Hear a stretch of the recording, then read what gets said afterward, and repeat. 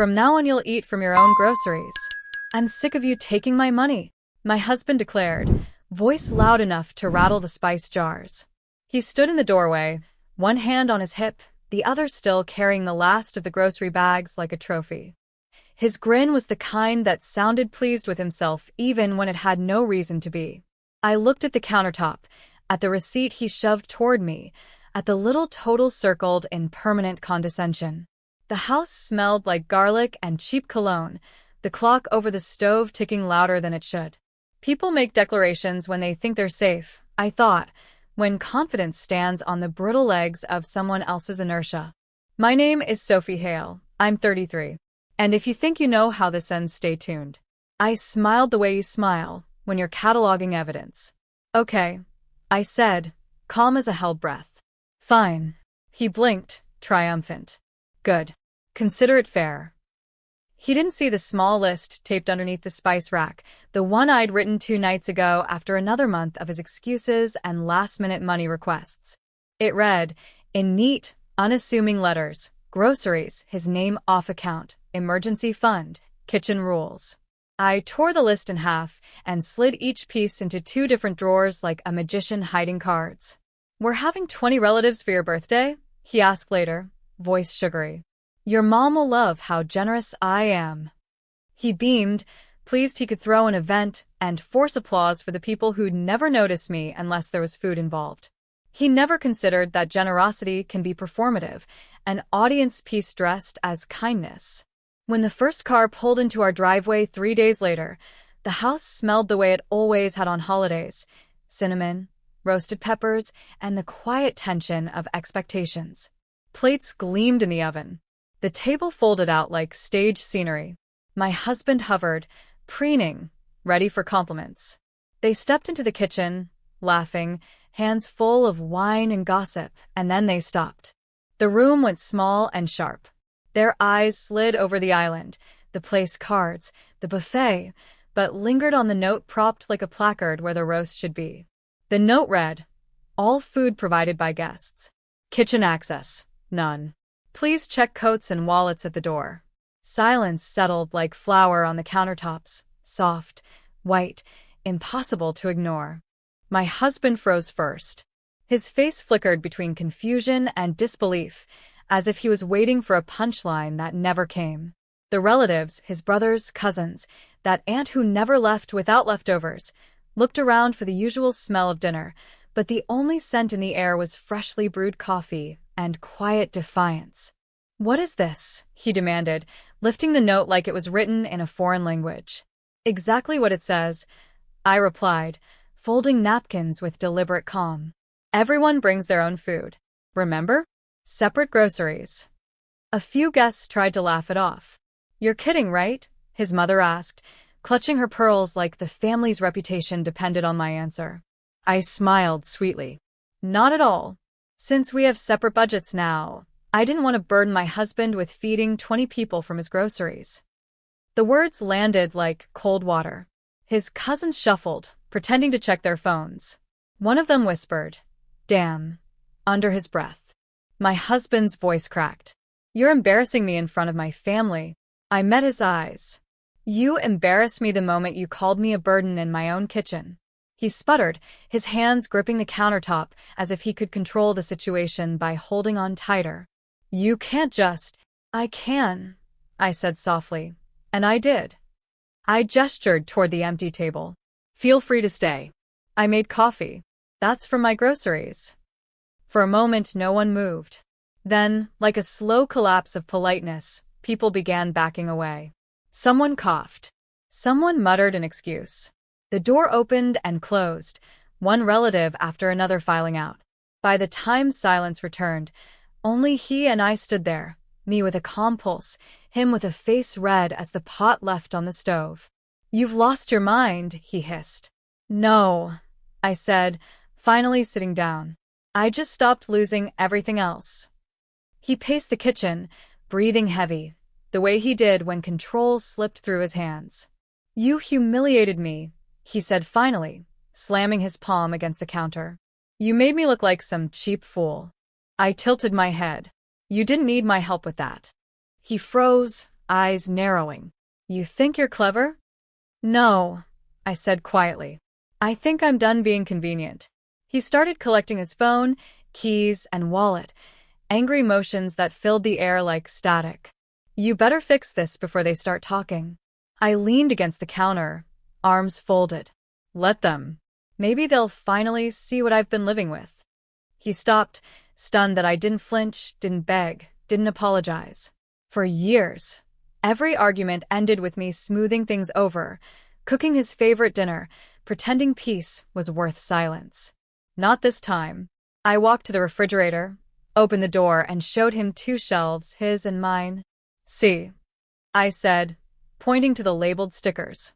Yours, beer, bacon, processed snacks. Mine, vegetables, yogurt, sanity. He blinked, unsure if I was joking. I wasn't.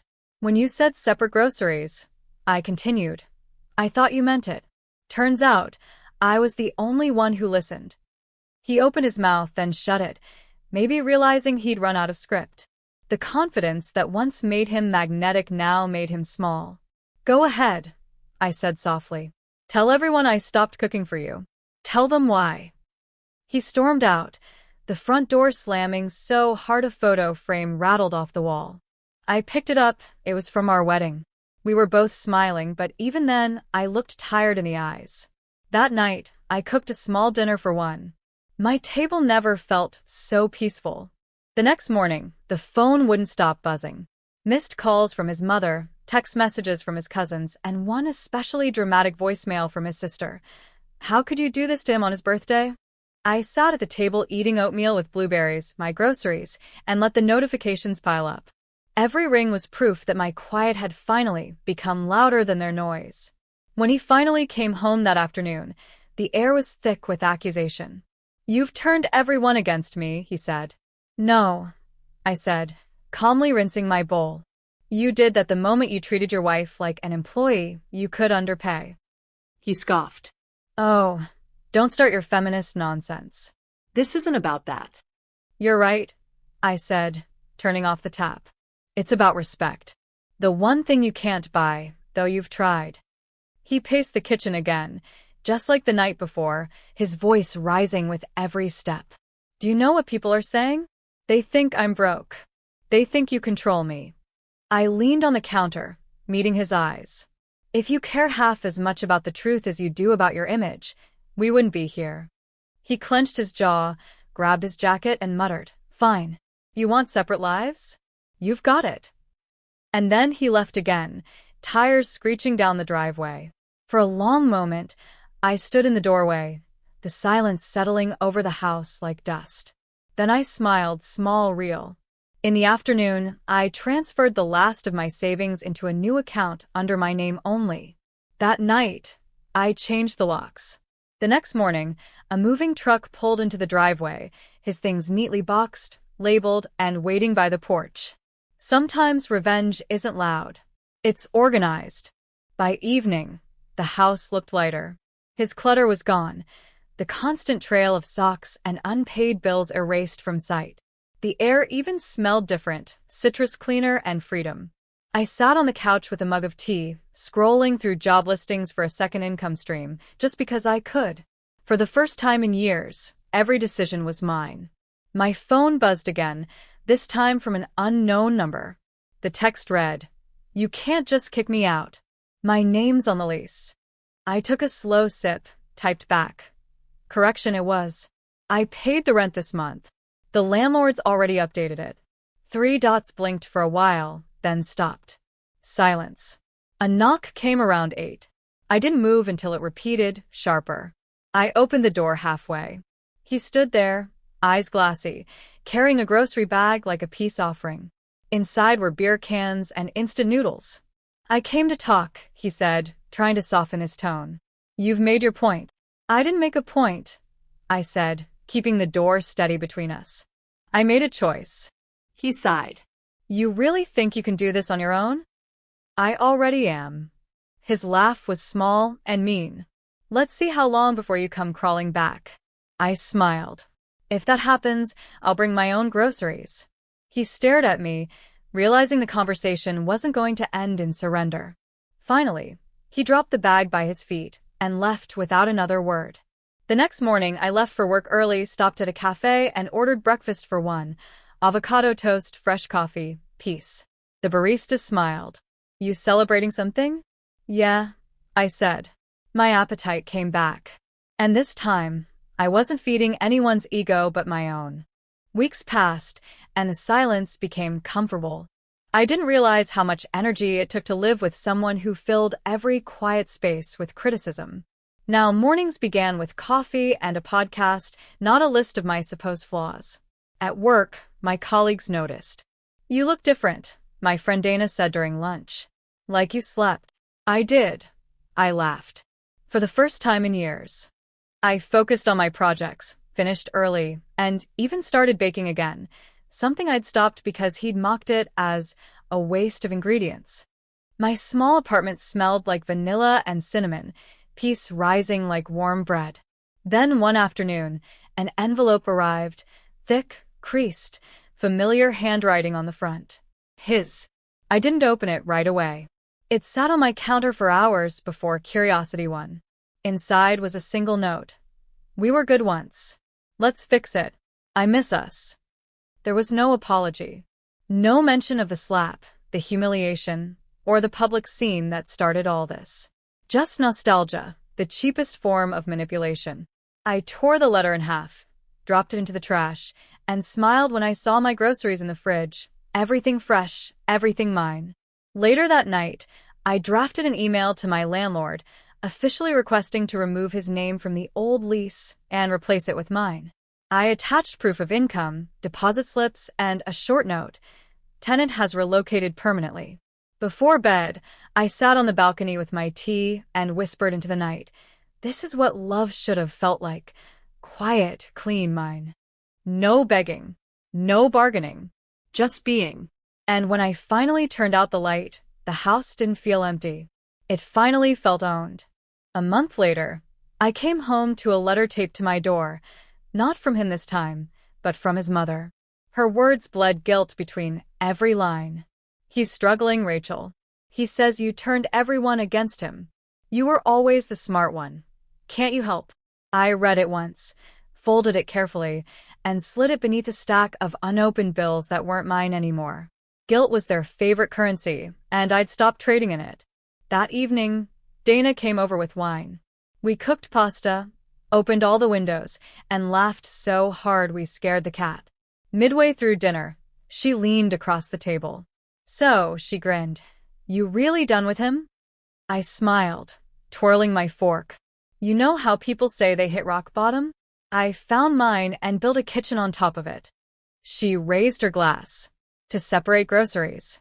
We clinked glasses, and it felt like sealing a pact with myself. The next morning, I received an email from a publishing platform where I'd submitted an article anonymously.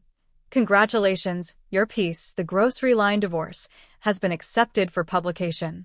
I reread the title and laughed. My story, our ridiculous fight, had become something useful. Healing disguised as humor. The article went live that weekend and spread fast.